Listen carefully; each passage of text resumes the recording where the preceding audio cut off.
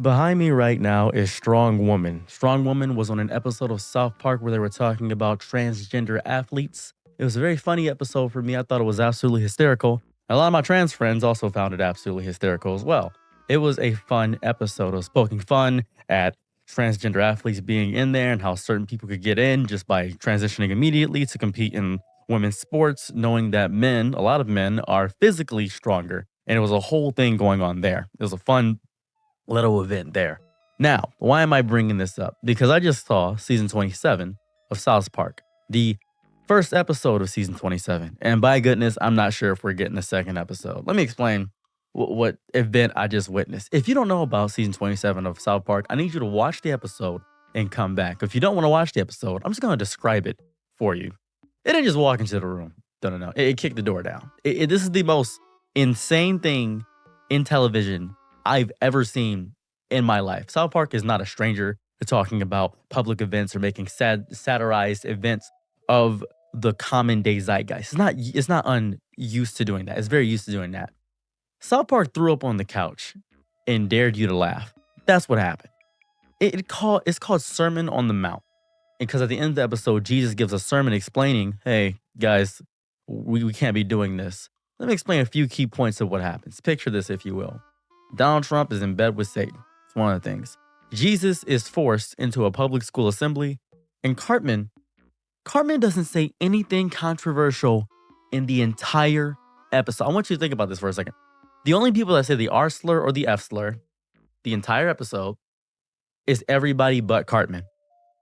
Everyone but Cartman says the R slur and the F slur.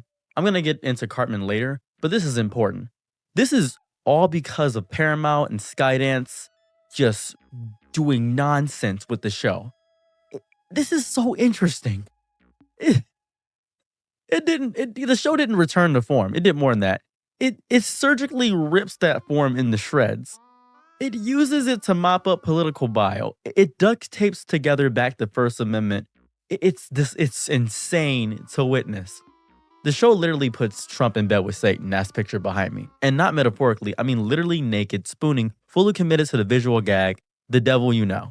It's very interesting. I believe I did this with Saddam Hussein in the South Park movie is the last time I saw this. But it's not just shock value. It's, what's the one I'm looking for? Operatic satire. The kind that punches you in the throat and then teaches you just civics is what it's doing. Trump is shown suing the town of South Park after he's depicted as having a cartoonishly small pecker. He just has a very small pecker in the painting. And instead of walking away, the town settles by surrendering their school system, their entire school system, letting Trump install Jesus as a forced moral figurehead. That's what they do. They just bend the knee as everybody has been bending the knee to Trump. It is wacky and wild. And this is all shown during a 60-minute interview because 60 Minutes got sued by Trump because of the Kamala Harris interview where they edited things. And if you don't know television and cable news and things of that variety, everything's edited. That's kind of how it operates. Everything is edited to a specific degree. Even Trump interviews were notoriously edited to show the best parts of the interview. That's how it works. But man, this is wacky, wild, and weird, isn't it? I cannot talk about this episode without talking about the fact that a $1.5 billion streaming deal with Paramount was just signed with South Park. That's exactly what happened. The very network it proceeds to obliterate.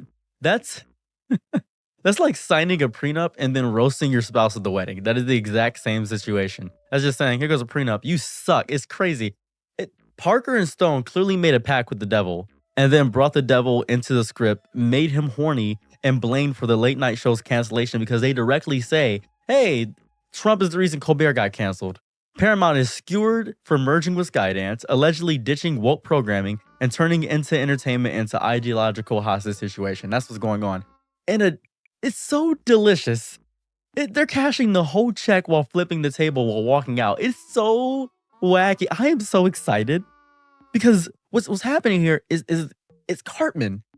Cartman is the cultural rot. That's what he is. He is cultural rot. He's a prophet of cultural rot. He is shown spiraling into existential panic immediately in the beginning of the episode when NPR gets axed. It's so interesting. He's even asking, what is my purpose? Am I irrelevant? Not because he fears losing something, because he knows that in a world without enemies, his power evaporates. So Cartman has become the public zeitgeist. Cartman represents every edgelord, troll, and culture warrior who loses the identity of the movement. He's just nothing. If outrage dies, Cartman dies. That's the death of what it is. That's the death of anti-woke, the horrifying possibility that no one actually cares. Think about this, right? Everybody is making fun of the Jewish people. Everybody's saying, oh, as you go on Twitter, you see Jewish people are getting slandered all the time. Everybody's using the R slur and the F slur all over. Nobody cares about it. They're saying, cancel me, do your best. I don't care. People are calling little kids on the playground the N-word. They don't care. They do not care. Cartman was supposed to be a satire of the edgelords. Now the edgelord has become the vocal minority, or more so the most vocal group. So where does Cartman stand for this? He doesn't stand anywhere. That he doesn't have a purpose. It's beautiful. I can't really ignore the actual Jesus subplot. After Trump's lawsuit, South Park Elementary is forced to allow Jesus into assemblies because the court rules he is a moral necessity. The sheer brilliance of putting literal Christianity, literal Jesus, into public schools by executive force is a jab at religious nationalism masquerading at tradition. That's exactly what's going on. Jesus here isn't a savior. He's a PR stunt.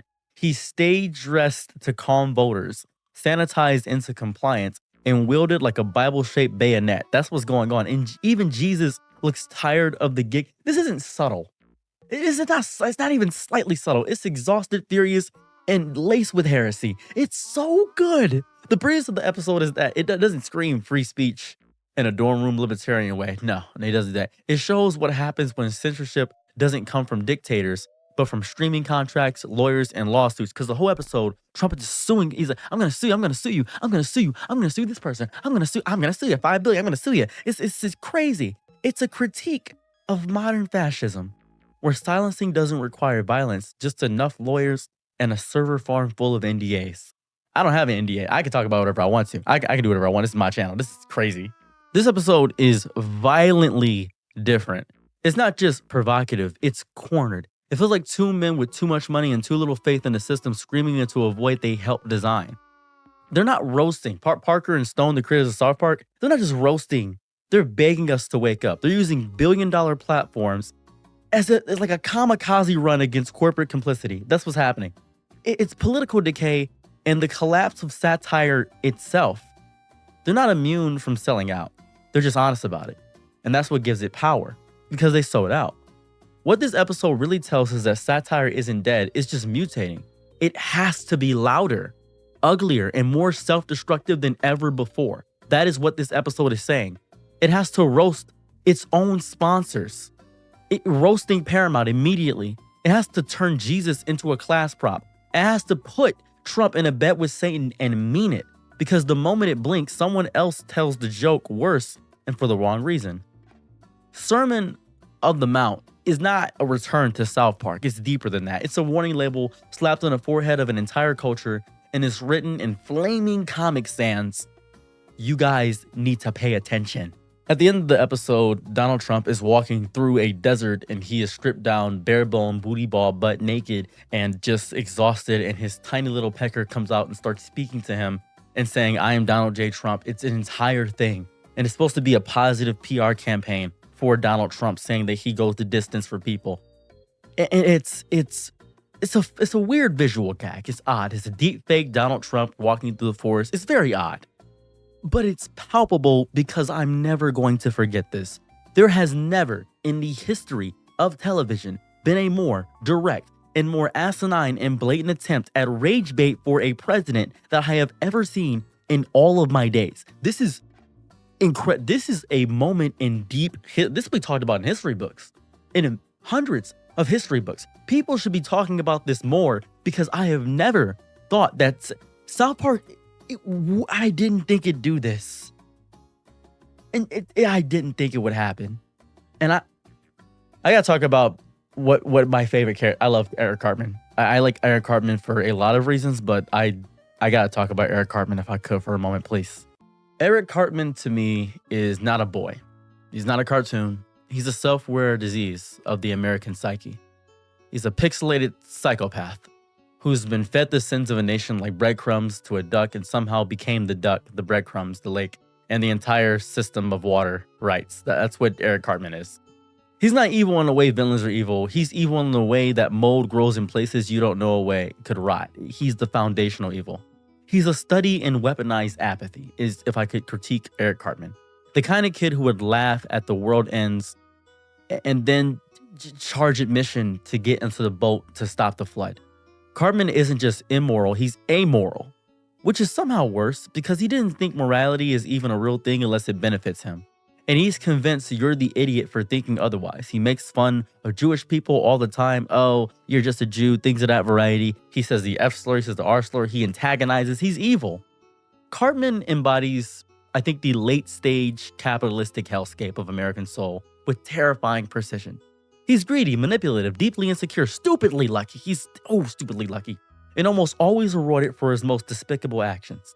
He is what happens when selfishness is canonized. When the system rewards the most shameless player because shame itself is a flaw in the business model.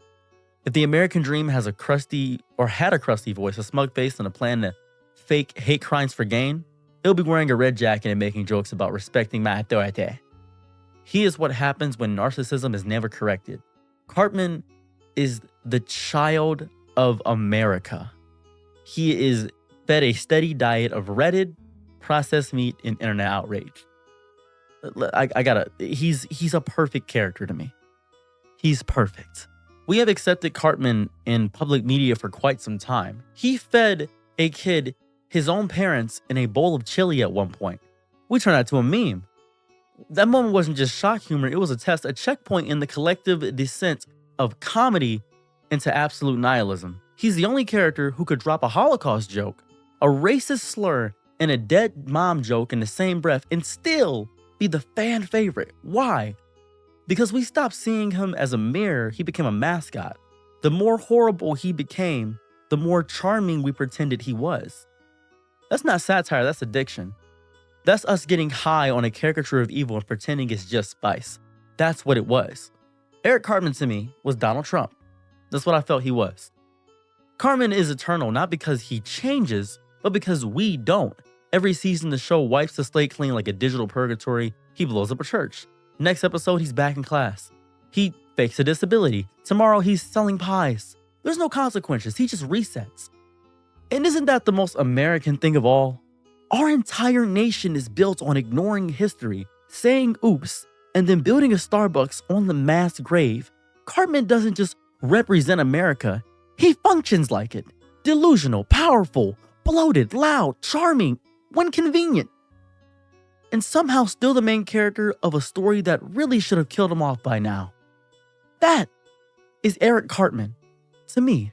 He started off as a joke, right? He started off as a joke about bad parenting and the worst impulses of children. But now he's a god-tier troll that even the show struggles to contain because Eric Cartman has become Twitter. It has become the media. He's not a joke anymore. He's the comedian. And worse, we know he's evil.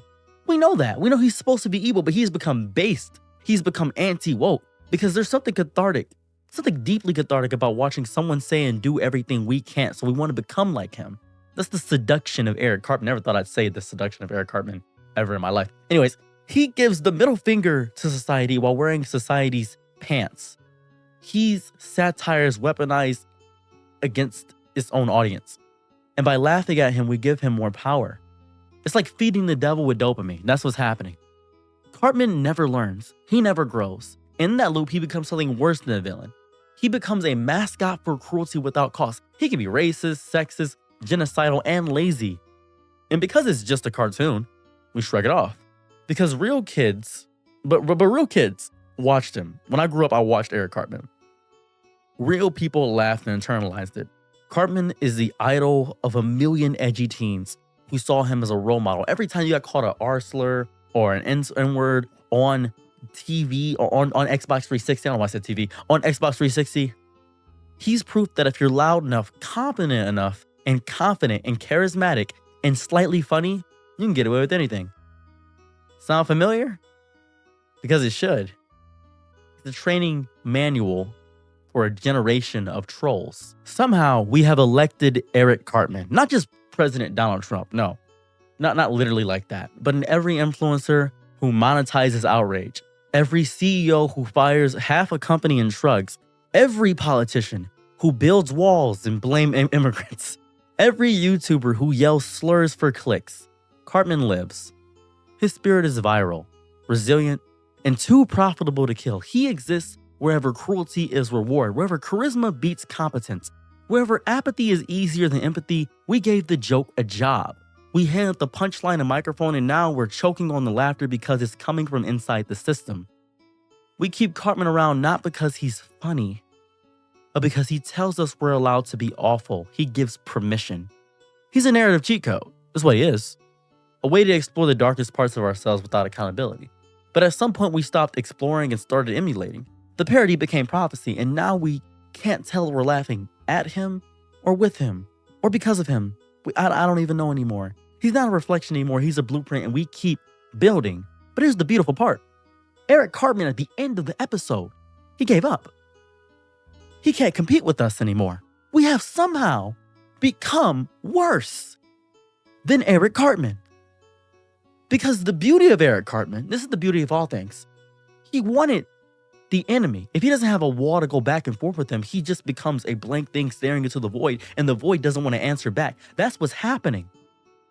And if Donald Trump keeps suing people and keep getting people off and doing all this stuff, canceling Colbert, canceling anybody that disagrees with him, and doing all this stuff, I think it's a very bad idea to do that. I wouldn't do it personally. I'd say it's bad to do so. South Park has done the greatest rage bait in human history. Period. That there is no one can compete with this. No one. And the only way to compete is to do something even more outlandish to prove free speech. Because if you truly value free speech, if you look at me, if you truly value free speech, if you truly care about it, you would let this happen. Because the transgender athlete episode happened. The PC principle as a concept, let that whole thing happen. So many other things were allowed to let happen. So many other things were allowed to be let happen. And everybody told the left they were too sensitive. Well, now, here goes a fun fight back. Well, we now can, I know it's not fun to fight fire with fire, but let's burn down the whole forest, why don't we? Let's do it together. This will be fun. This will be a fun war. If you want us to be war, it can be. This is a civil war without guns. There's no bayonets or weapons or nuclear bombs exploding. It's simply digital. This is a true digital war. We already started the civil war. This is the civil war. But it's not between the right and the left. No, it's not between the right or the left at all. It's between the top and the bottom. Top and the bottom. And I'm pretty sure the bottom's going to win. So all my Republicans, all my liberals, all my libertarians, all my people that live paycheck to paycheck. Same as me, by the way. I still work at Amazon, by the way. All my people that still do this. Let's just use our voice. Let's just keep talking about it. Let's keep pressuring. Let's keep calling. Call your local politician. Call the White House. Call the IRS. Call any politician now. Listen, it's their job. They're public servants. We elected them to listen to our complaints. So complain. As loud and viscerally and as strong and immutable as it possibly can. And South Park has done the unthinkable for me. They have allowed something I didn't think was humanly possible. They have fought and bit the hand that feeds them, but the hand that feeds them has fed them a bountiful harvest. It has fed them something that I couldn't even possibly fathom. It has fed them $1.5 billion. Now, if you were the executives over at Paramount, would you A, be mad about this entire thing and say we're going to have to cancel your show after giving $1.5 billion? Or would you see what happens? Because, oh man, this only been a day. It's only been really a day or two since the episode released. And it is beautiful. It is. I am excited. I can't wait to see what happens next. And please, remember. I'm your nigga night, be my lower low. Ooh, happy to try what you need. Your world, I love to live in it. Ooh, I love the ride when you're free.